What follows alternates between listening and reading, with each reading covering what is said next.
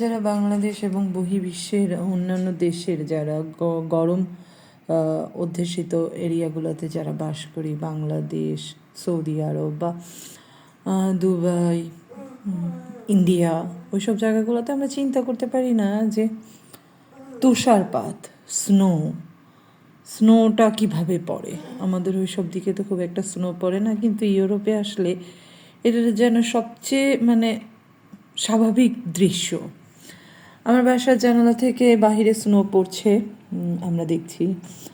তো আমি ভাবলাম যে স্নো তো শুধু আমরা বাংলাদেশে দেখতে পাই না, তো আমি আমার মোবাইলে একটু ভিডিও ধারণ করি, তো এই জন্য ভিডিওটা করে নিলাম।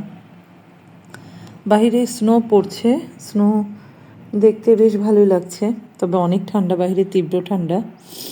আমি ঘরের ভিতর থেকে, আমার জানালা থেকে এটা ছবিটা